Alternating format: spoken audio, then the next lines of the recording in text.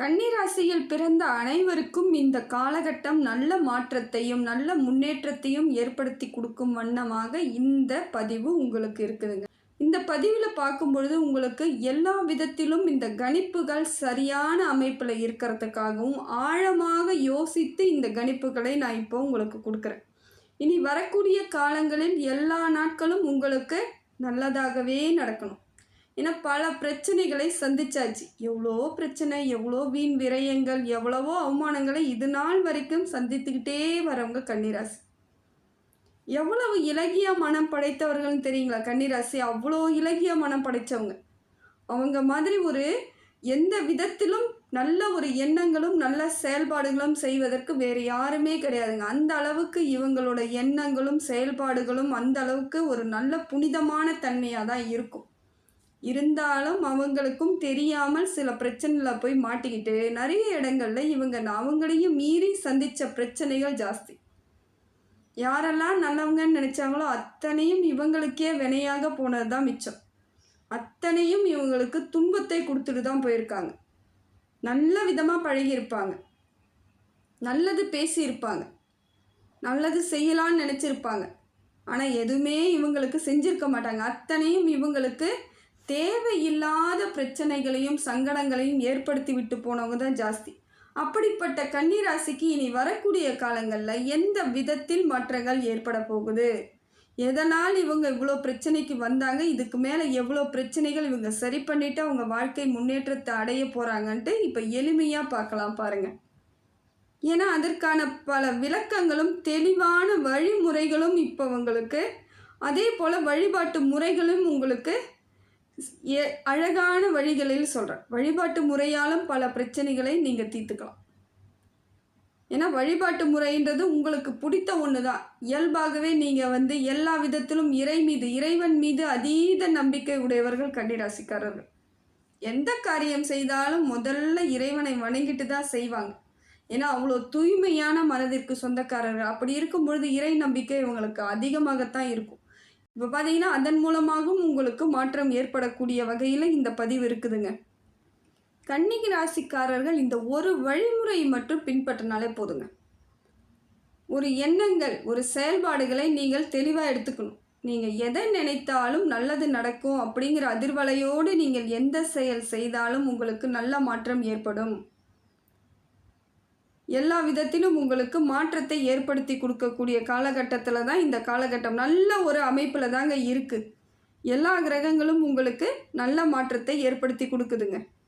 கன்னிராசிக்காரர்கள் அதே போல் பொறுப்பானவர்கள். எந்த செயல் எடுத்தாலும் அதை முழுமையாக முடிச்சுட்டு தான் நான் மறுவேளை பார்ப்பேன் அப்படிங்கிறதுல ரொம்ப பொறுப்பு சிந்தனை உடையவர்கள். ரொம்ப ரொம்ப ஜாக்கிரதையாக இருப்பாங்க எல்லா விஷயத்துலையும். யாரையாவது ஏதாவது பேசும்பொழுது கூட நம்ம தேவையில்லாமல் பேசிட்டா அவங்க மனசு கஷ்டப்படும், இல்லை நம்மளால் அங்கே ஒரு பிரச்சனை வரக்கூடாது அப்படிங்கிறதுல ரொம்ப தெளிவானவர்கள் இவங்க தான். அதே போல் எந்த வேலை எடுத்தாலும் அதை முழுமையாக முடிக்கணுன்ற போராடக்கூடியவர்களாக இருப்பாங்க. ஆனால் இதையே இவங்க தொடர்ந்து செய்யும் பொழுது நிறைய தடைகள் ஏற்பட்டிருக்கும். நிறைய தடைகள் உங்கள் வாழ்க்கையில் இது நாள் வரைக்குமே சந்திச்சிருப்பீங்க. எத்தனையோ முயற்சிகள் உங்களுக்கு தோல்வியாக கூட போயிருக்கலாம். அதே போல் எதுவாக இருந்தாலும் சமமாக எடுத்துக்கொள்ளக்கூடிய ஆட்கள் நீங்கள் தான். வெற்றியாக இருந்தாலும் சரி, தோல்வியாக இருந்தாலும் சரி, நீங்கள் சரி பங்கு எடுத்துக்குவீங்க. எதையுமே தூக்கலாக வச்சு யோசிக்க மாட்டீங்க. வெற்றி அடைஞ்சிட்டாலும் ரொம்ப ஓஹாகன்னு செய்ய மாட்டீங்க, தோல்வி அடைஞ்சிட்டாலும் தோழ மாட்டீங்க. அந்த ஒரு நடுநிலையோடு செயல்படக்கூடியவர்கள் கன்னிராசிக்காரர்கள். அதே போல் அடுத்தவர்களுக்காக பாடுபடக்கூடியவர்கள். அதாவது குடும்பத்திற்காக, உறவுக்காக, நட்புக்காக நிறைய பாடுபடுவாங்க. எல்லாமே அவங்களுக்கு கிடைக்கணும். ஏதோ ஒரு விதத்தில் நம்மளால் முடிஞ்ச வரைக்கும் அவங்களுக்கு கிடைக்க வைக்கணுன்றதுல போராடக்கூடியவர்கள் இவங்க தான். இவங்களை கூட இவங்க நினச்சி பார்த்துக்கவே மாட்டாங்க. கன்னிராசிக்காரர்கள் எப்பொழுதும் தன்னைத்தான் நினச்சி பார்க்கவே மாட்டாங்க. நமக்கு என்ன வேணும், நம்ம என்ன செஞ்சுக்கணும், நாம் என்ன சாப்பிட்ணுன்னு கூட இவங்களுக்கு தெரியாது. எல்லாமே மற்றவங்களுக்காக அந்த சுமை தாங்கியை போல் செயல்பட்டவங்க இவங்க தாங்க. பெரும்பாலான கன்னிராசிக்காரர் நல்லா சிந்திச்சு பாருங்கள், உங்களுக்கே நல்லா புரியும். எத்தனை இடத்துல நீங்கள் எல்லா வாரத்தையும் தூக்கி சுமந்துட்டு அங்கன்னா ஒரு நன்றியே இல்லாமல் நடந்து போயிருப்பாங்க. எல்லா இடத்துலையும் உங்களால் என்னெல்லாம் பண்ண முடியுமோ அவ்வளோ செஞ்சுருப்பீங்க.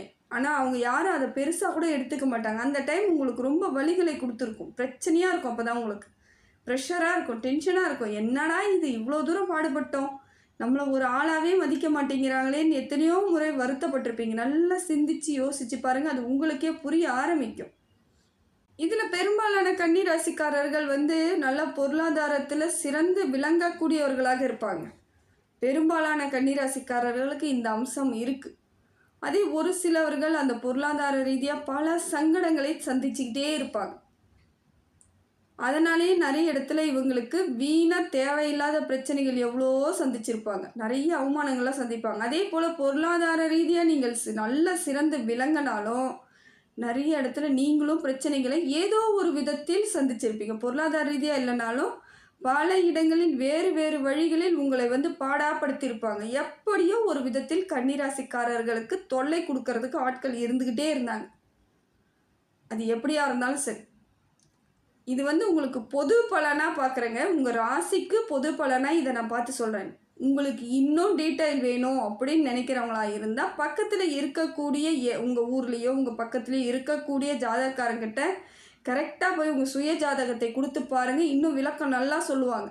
ஏன்னா அவ்வளோ பிரச்சனைகளையும் அவ்வளோ மன அழுத்தத்தையும் தாங்கிட்டு வந்துட்டுருக்குறீங்க. அவ்வளோ குறைகள் உங்கள் வாழ்க்கையில் குறையாகவே நிறைய இடங்களில் மற்றவங்களால ஏற்பட்டது. இதை எப்படா சரி பண்ணுவேன், எப்படி சரி பண்ண போகிறேன்னு தெரியாமல் நீங்கள் நிறைய நாள் உங்களையும் மீறி இந்த அவஸ்தைகளை அடைந்துகிட்டே இருக்கிறீங்க. இது நாள் வரைக்கும் இதுதாங்க உங்களுக்கு சங்கடமாக இருக்குது. அதே போல் கன்னிராசிக்காரர்கள் எத்தனையோ பேருக்கு நிறைய நன்மைகள் செய்தாலும் ஒரு சிலருக்கு நிறைய நன்மைகள் செய்வாங்க. ஏதோ ஒரு விதத்தில் பெரிய நன்மைகள் செஞ்சிருப்பாங்க.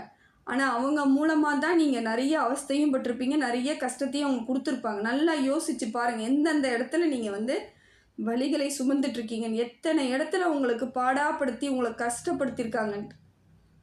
ஏன்னா அவ்வளோ செஞ்சுருப்பீங்க, யாராலையும் செய்ய முடியாத அளவுக்கு செய்வீங்க, மன நிறைவோடு செஞ்சுருப்பீங்க. ஆனால் உங்கள் மனசை கஷ்டப்படுத்தி காயப்படுத்தி விட்டது தான் மிச்சம். அவ்வளோ பாடுபடுத்தியிருப்பாங்க. இது பெரும்பாலும் யாருக்கு நடக்குதுன்னு பார்த்தீங்கன்னா, இந்த சூழ்நிலை 40 வயதை கடந்த கன்னிராசிக்காரர்களுக்கு இது மாதிரியான ஒரு சூழ்நிலை அமைஞ்சிருது. இந்த சூழ்நிலையில் எப்படியோ ஏதோ ஒரு விதத்தில் நல்லா மாட்டிக்கிறாங்க. தன்னலம் இல்லாமல் செய்யக்கூடிய அனைத்து வேலைகள்லையும் அது உதவியாக செய்த அத்தனை வேலையிலும் பெரிய பெரிய சிக்கல்களை இவங்க சந்திச்சிருப்பாங்க.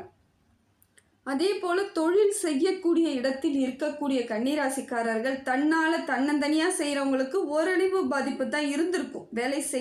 அதாவது கூட இருந்து வேலை செய்கிறவங்களால. இந்த கூட்டு தொழிலாக செய்தவர்களுக்கு பல இடங்களில் சிக்கல்கள். எல்லா விதத்திலும் நீங்கள் சரியாக இருந்து சரியான பணத்தை போட்டு சரியான கணக்கு பார்த்தாலும் கூட இருந்து உங்களுக்கு கூட்டு தொழிலாக செய்யக்கூடிய இன்னொரு பார்ட்னர் எப்படி இருப்பாங்க, உங்களை பாடாப்படுத்தி உங்களை ஒன்றும் இல்லாமல் சித்திரவதை பண்ணியிருப்பாங்க. இதுதான் நடந்திருக்கும். அந்த சிக்கல்களிலிருந்து எப்படா வெளியே வர்றது, எனக்கு தொழிலே வேணான்ற அளவுக்கு உங்களை ஓட விடணும்னு தான் அவங்க முயற்சி பண்ணுறாங்க. அதற்காக தான் இன்னமும் நீங்கள் அதிலேயே இருந்து கஷ்டப்பட்டாலும் ஒரு நிறைவு இல்லாமல் இருப்பதற்கு காரணம் தான். இந்த கூட்டு தொழிலில் இருக்கிறவங்க ரொம்ப ஜாக்கிரதையாக தாங்க இருந்தாகணும். கூட இருக்கிறவங்க நிச்சயமாக உங்களுக்கு நல்லதை செய்யவே மாட்டாங்க, சரியான கணக்கு வழக்க காமிக்க மாட்டாங்க. அது ஏதோ ஒரு சிலர் தான் கரெக்டாக இருந்துக்குவாங்க. அந்த ஒரு சிலர் எல்லாத்துக்கும் கட்டுப்பட்டு நியாயத்திற்கு கட்டுப்பட்டவர்களாக இருக்கணும். இன்னொன்று உங்களை மாதிரியான ஆட்களாகவே இருக்கணும். இன்னும் ஒன்று உங்கள் ராசிக்காரர்களாக இருக்கணும். அப்படி இருந்தாங்கன்னா ஓரளவுக்கு உங்களுக்கும் அவங்களுக்கும் எந்த கருத்து பேதமும் இல்லாமல் சரியான முறையில் தெளிவான முறையில் யாரையும் ஒருத்தவங்க ஏமாற்றிக்காத ஒரு சூழ்நிலை ஏற்படும். தொழிலும் வளர்ச்சி நல்லா மேலோங்கி இருக்கும்.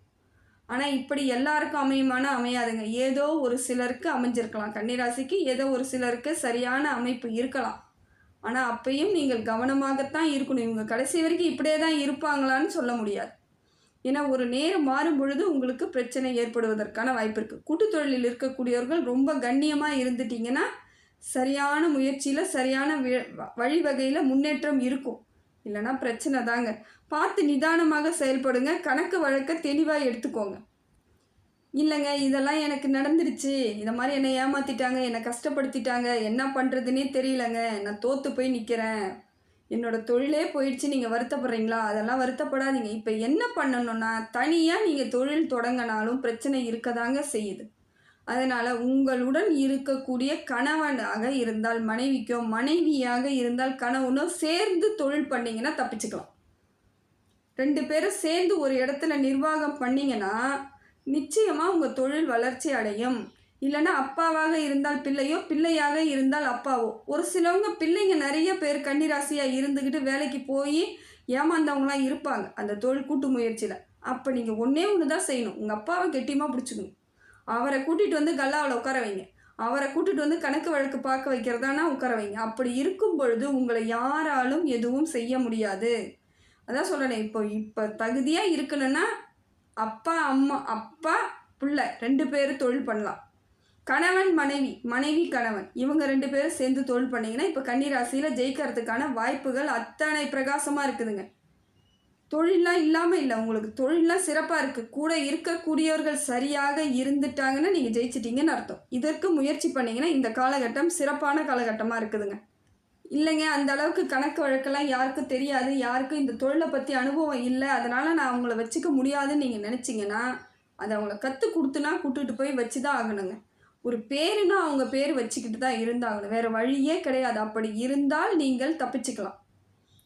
ஏன்னா இப்போ இருக்கக்கூடிய சூழ்நிலையில் பெரும்பாலான கன்னிராசிக்காரர்கள் இந்த பிரச்சனையை சந்திச்சுக்கிட்டு தான் இருக்காங்க. வந்து இந்த சொந்த தொழில் செய்யக்கூடியவர், பொருளாதாரம் அதிகமாக போட்டு செய்யக்கூடியவர்களுக்கு பிரச்சனை வரும்பொழுது பொருளாதார ரீதியாக பாதிப்புகள் ஏற்பட்டால் மீண்டு வர்றதுக்கு பல ஆண்டுகள் ஆயிடுது.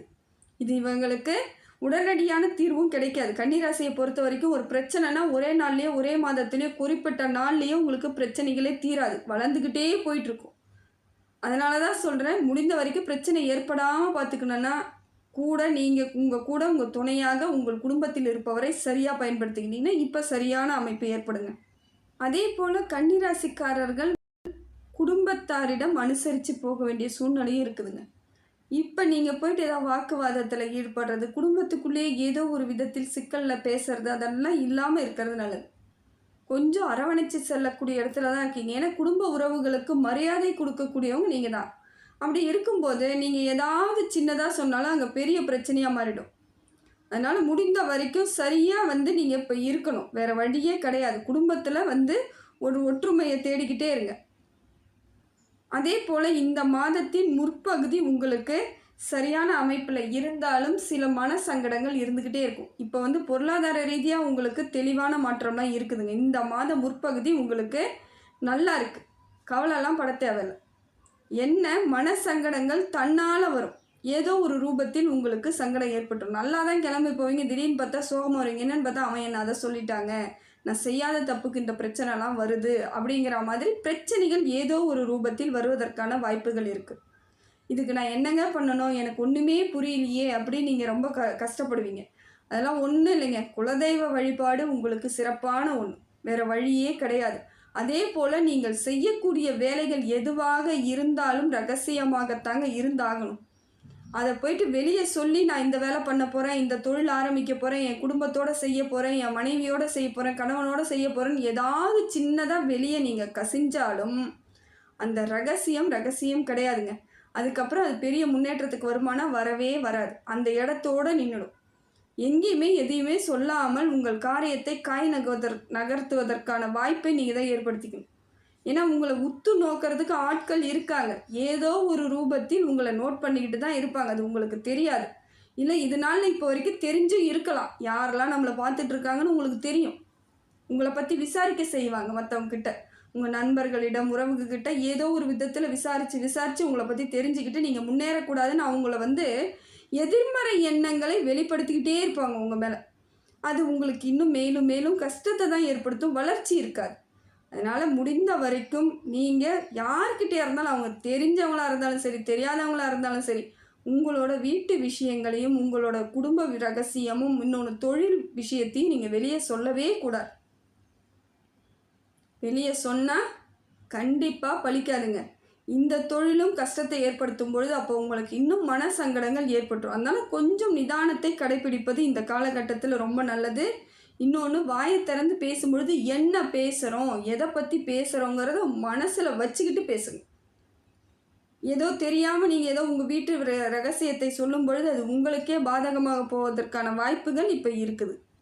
அதே போல் படிக்கக்கூடிய பிள்ளைகள் நல்லா படிப்பாங்க. ஆரம்ப காலகட்டம் நல்லா தான் இருக்குது படிப்பு. இந்த மாதத்தின் ஆரம்பத்தில் படிப்பெல்லாம் நல்லா இருக்குது. உங்களுக்கு ஓரளவுக்கு இந்த மாதம் முழுக்கவே படிப்பு விஷயம்லாம் நல்லா இருக்குது. என்ன ஒன்று, கவனத்தோடு இருக்கணும். படித்ததை மறக்காமல் பார்த்துக்கணும். ஆரம்ப முற்பகுதி உங்களுக்கு நல்லா இருந்தாலும் பிற்பகுதி கவனக்குறைவு ஏற்படுவதற்கான வாய்ப்புகள் இருக்குது. கொஞ்சம் அலட்சியம் வரலாம், இல்லை சோம்பல்தனம் வரலாம். இதெல்லாம் இருக்கிறதுக்கான வாய்ப்பு இருக்குது. அதுக்கு மட்டும் இடம் கொடுக்காதீங்க. ஆனால் படிப்பு வருவதற்கான அத்தனை வாய்ப்புகளும், ஏன்னா உங்கள் ராசிநாதன் உங்களுக்கு பலமாக தான் இருக்கார். தப்பு கிடையாது. புதன் வந்து உங்களுக்கு சப்போர்ட் தான் பண்ணுறாரு. இருந்தாலும் சில இடங்களில் உங்களையும் மீறி சில விஷயங்கள் நடப்பதற்கான இன்னொரு மற்ற கிரகங்கள் அப்படி இருக்குது. கொஞ்சம் சோம்பேறித்தனமாக இருக்கும், சோம்பலாக இருக்கும், வேகமாக எதுவும் செய்ய முடியாது, சிந்தனையில் தெளிவு இருக்காது. சந்திரன் கொஞ்சம் அதை மாதிரி இருக்கும் பொழுது உங்களுக்கு குழப்பத்தை ஏற்படுத்தும். முடிந்த வரைக்கும் நீங்கள் சரியாக இருக்கணும்னா அந்த வேலையிலே கண்ணும் கருத்துமாக இருக்கணும், படிப்புலேயும் கண்ணும் கருத்துமாக இருக்கணும். இப்போ பார்த்தீங்கன்னா குடுக்கல் வாங்கல் விஷயம் உங்களுக்கு செவ்வாய் பகவானால் நல்ல மாற்றத்தோடு தாங்க இருக்குது. தப்பு கிடையாது. இப்போ செவ்வாய் உங்களுக்கு நல்ல மாற்றத்தை தான் ஏற்படுத்தி கொடுக்குறாரு. இப்போ நீங்கள் வந்து ஒருத்தவங்க ஃபைனான்ஸ் பண்ணுற தொழிலெலாம் பண்ணிகிட்டு இருக்கிறவங்களுக்கு இந்த மாதம் உங்களுக்கு சிறப்பான மாதமாக தான் இருக்குது. கொடுத்த இடத்துல வர்றதுக்கு வாய்ப்பு இருக்குது. ஏற்கனவே கொடுத்த வந்து பணம் வரல அப்படின்னு நினச்சிட்டு இருக்கவங்க கூட இப்போ தன்னால் வந்துடும். அந்த மாதிரியான மாற்றத்தை இப்போ உங்களுக்கு தெளிவாக இருக்குது. இப்போ இந்த தொழில், இந்த ஃபைனான்ஸ் தொழில் செய்யக்கூடியவர்களுக்கெல்லாம் சிறப்பாக தான் இருக்குது. அதே போல் வியாபாரிகளுக்கு வியாபார ஸ்தலத்தில் வந்து நல்ல மாற்றம் இருக்குதுங்க. இந்த மாதம் வந்து வியாபாரிகளுக்கு நல்லா இருக்குது. வாடிக்கையாளர்கள்லாம் அதிகமாக கிடைப்பாங்க. இது நாள் வரைக்கும் எத்தனை பேர் இருந்தாலும் அதை தாண்டி ஒரு 2 மடங்கு அதிகமாக வருவதற்கான வாய்ப்புகள் இருக்குது. உங்களுக்கு மற்றவங்களோட சப்போர்ட் கிடைக்கும். எதை மாதிரியெல்லாம் செய்யலான்ற எண்ணங்கள் ஏற்படும். உங்களுக்கு இப்போ இந்த மாதம் ஒரு உற்சாகம் கொடுக்கக்கூடிய மாதமாக தாங்க இருக்குது தொழில் மூலமாக. ஒன்றே ஒன்று தாங்க, வண்டி வாகனங்களில் செல்லும் பொழுது கொஞ்சம் கவனமாக போயிடுங்க. ஏன்னா வண்டியெல்லாம் கரெக்டாக இருக்குதா, வண்டி உங்களுக்கு கரெக்டாக ஓட்ட தெரியுமான்னு பார்க்கணும். அதை விட எதிர்க்க வரவங்க கரெக்டாக வராங்களான்னு பார்க்கணும். ஏன்னா நமக்கு என்ன தான் எல்லாமே நம்மளை பற்றி நமக்கு தெரியும். நம்ம எந்த ரேஞ்சு எந்த இடத்துல இருக்கோன்னு மோஸ்ட்லி தெரிஞ்சிருக்கும் உங்களுக்கு. ஆனால் எதிர்க்க வரவங்க எப்படிப்பட்டவங்க, எப்படி சரியாக வண்டி எடுத்துகிட்டு வருவாங்க, நேராக விடுவாங்களா, கிராஸ் பண்ணுவாங்களா, ஒழுங்காக ஏதாவது பண்ணுவாங்களான்னு உங்களுக்கு எதுவும் தெரியாது. அதனால் எதிர்க்க வரவங்க எப்படி இருக்காங்கன்னு நீங்கள் தான் பார்த்தாகும். வண்டி வாகனங்களை வண்டி எடுக்கும் பொழுது நீங்கள் நிச்சயமாக குலதெய்வத்தை வழிபாடு செய்துட்டு போகிறது ரொம்ப சிறப்புங்க. இப்போ இருக்கக்கூடிய சூழ்நிலையில் வண்டி வாகனம் ரொம்ப ரொம்ப கவனமாக இருக்கணுங்க.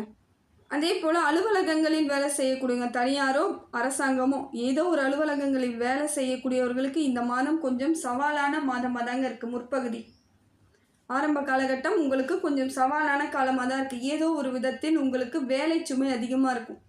வேலை பளு இருந்துக்கிட்டே இருக்க மாதிரி இருக்கும். டென்ஷனாக இருக்க மாதிரி இருக்கும்.